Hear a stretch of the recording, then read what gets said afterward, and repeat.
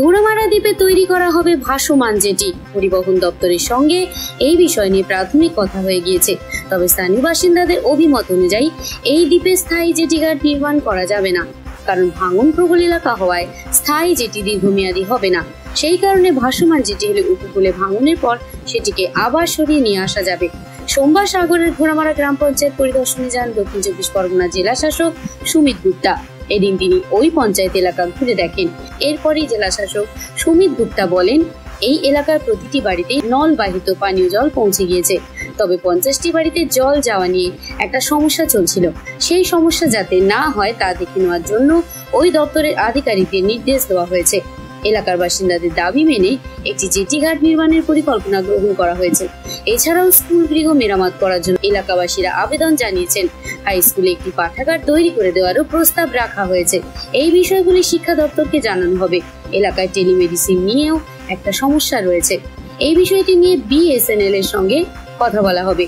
এছাড়াও এই এলাকায় বিদ্যুৎ পরিষেবার সময়সীমা বাড়ানোর পরিকল্পনা নেওয়া হয়েছে। বর্তমানে এই দ্বীপে সোলারের মাধ্যমে প্রায় 6 ঘন্টা বিদ্যুৎ পরিষেবা দেওয়া হয়। এই সময়সীমা বাড়ানো সহ এলাকার ফ্ল্যাট সেন্টারের ওপর সোলারের প্যানেল লাগানোর বিষয়গুলি নিয়ে খড়গপুর আইআইটির সঙ্গে কথা বলা হবে। অন্যদিকে চুনপুরি পূর্ব পাড়ার যে 450 মিটার নদী বাঁধের কাজ চলছে সেটি দৈর্ঘ্য আরও বাড়ানোর পরিকল্পনা নেওয়া হয়েছে।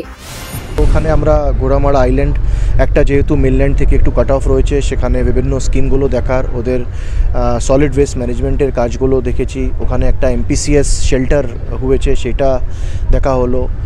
আরও ওখানে যেমন আমাদের ইলেকট্রিসিটি নিয়ে সোলারের উপর কিছু কাজ হয়েছে। এবার ওদের একটাই এখানে আমি প্রবলেমটা যা ইলেকট্রিসিটি নিয়ে ছিল, একটা জেটি নিয়ে আমরা যখনই নামলাম তো সেখানে আমরা অলরেডি ট্রান্সপোর্ট ডিপার্টমেন্টের সঙ্গে একটা কথাবার্তা প্রিলিমিনারি হয়েছে। হয়তো ওরা মানে আমরা ওদেরকে একটা ফর্মাল একটা অ্যাপ্লিকেশনগুলো করব জেটির ক্ষেত্রে, তারপরে ওরাই টেকনিক্যাল ফিজিবিলিটি দেখে বলতে পারবে কী ধরনের জেটি করার ওখানে ঠিক হবে। ওদের ওখানকার প্রধান উপপ্রধান ওখানকার লোকাল মানুষেরই একটা দাবি ছিল জেটি একটা যদি স্থায়ী জেটি একটা হয়ে যায়, বিকজ ওখানে যা হেলথ সেন্টারই আছে, স্কুল আছে, একটা হাই স্কুল আছে, 3টে প্রাইমারি স্কুল আছে, হেলথ সেন্টার, একটা পুলিশের ফাঁড়ি আছে। তো সেখানে বাইরের থেকে লোকও আসে আর এখানকার লোকও সাগর কাকদ্বীপ মানে অন্যান্য কাজের জন্য কিন্তু ওখানে যায়। তো সেটা একটা অলরেডি আমরা একটা দাবি একটা চিঠি করব। তার সঙ্গে জলের ওদের কিছু ইস্যু ছিল, তো আমরা জলেরও ওখানে ডিপ টিউবওয়েল দুটো রয়েছে, দুজনই এক্সিকিউটিভ ইঞ্জিনিয়ার পিএইচইর এখানে রয়েছেন। তো জলের ওদের কিছু সমস্যা ছিল, ওদের কিছু কিছু জায়গায় লাস্ট 50টা এরকম বাড়িতে জলটা যাচ্ছে না। তখন আমাদের একটাই বলা হলো কি জলের যা খাবার জল পিএইচই, এটা খাবারের জলের জন্য ইউজ করা হয়, এটা কিন্তু অন্য কোনো কারণে ইউজটা না করা হয়।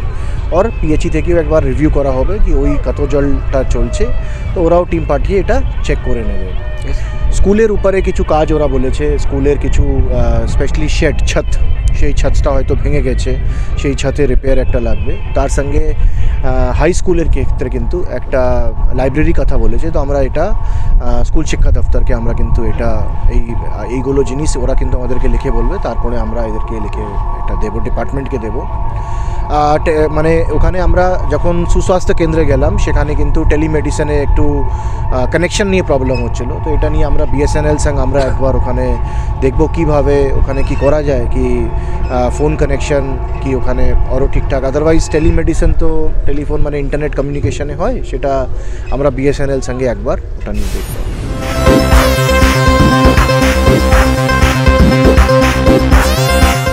বিবি বাংলা নিউজ টিম।